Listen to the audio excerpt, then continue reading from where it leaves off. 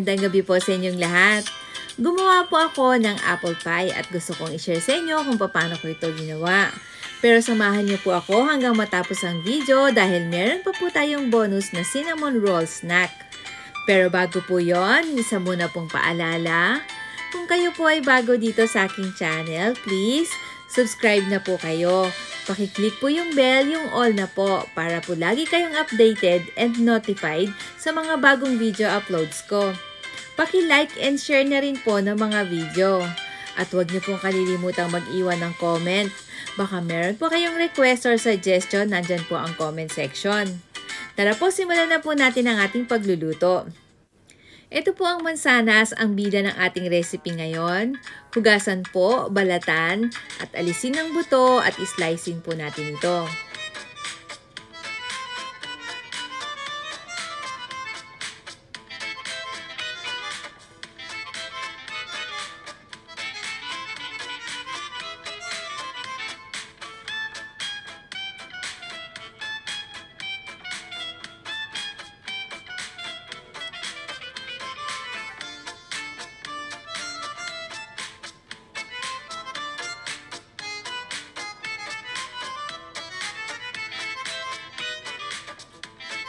Pag na-slice na natin, diretso na po sa pagluluto. Gagamit po tayo ng butter, granulated sugar, lemon juice, at cinnamon powder.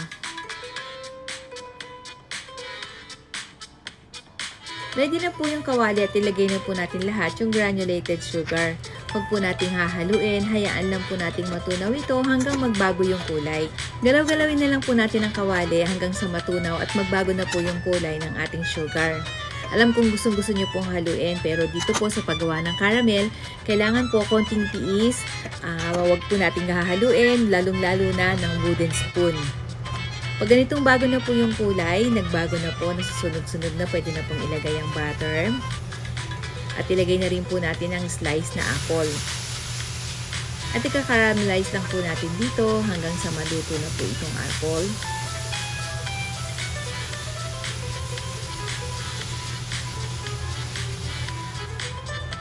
Lagyan po natin ng takip at hayaan po muna natin itong kumulo ng siguro mga 4 to 5 minutes. Pag okay na po, lagay na po ang cinnamon powder. At sa tingin nyo po, luto na po ang apple, pwede na po natin ilagay dito yung lemon juice at yung kalahati ng butter na tinira natin kanina. At okay na po ito, ilagay na po natin sa isang lalagyan para po palamigin bago gamitin. Nandito po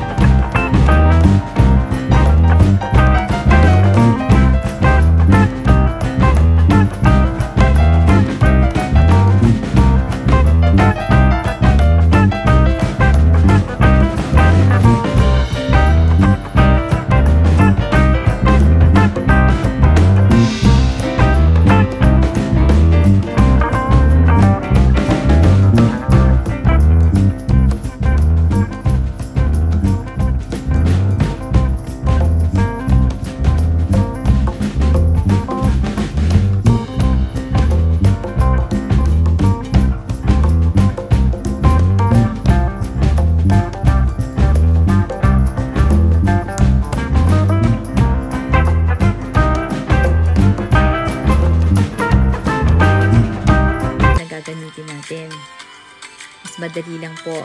Pero kung wala po, knife na lang po yung gamitin natin.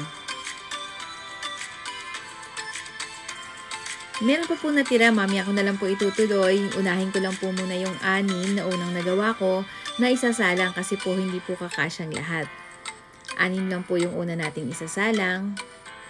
At i-bake ko lang po muna ito. Bago po natin i-bake, mag-brush po muna tayo ng egg wash para po maganda yung maging kulay.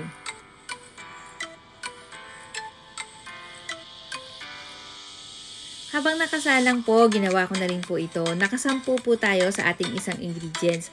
Pero depende po sa tinapay na magagamit nyo ang pagkakaiba ng piraso ng magagawa natin. Kaya po, i-adjust nyo na lang po.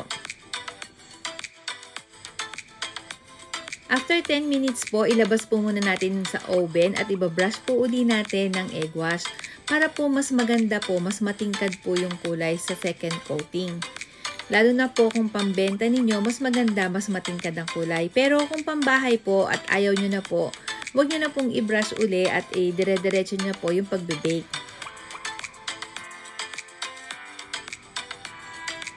Ito na po yung ating first batch. Isasalang ko na po yung second batch para po makaproceed na tayo sa tasting time. Palamigin po muna natin ito. Gumamit po tayo ng cake cooler na katulad nito para po lumamig agad. Ito na po yung ating finished product. Tapos na po tayo magluto. Ito na po. Atin na po titikman. Titikman na po natin ang ating bread pie. Gamit po ang bread. Gumawa po tayo ng apple pie. Ayan po. Naku, malutong po. Ayan. Tikman na po natin.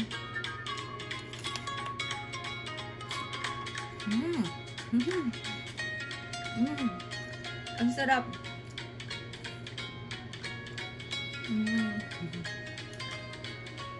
Ayan po. Malalaki yung hiwa ko ng apple kaya mapifeel nyo yung apple talaga yung laman. Ayan, sarap pati yung ating custard. Ang sarap din ng custard natin dahil meron tayong custard cream. Ayan po.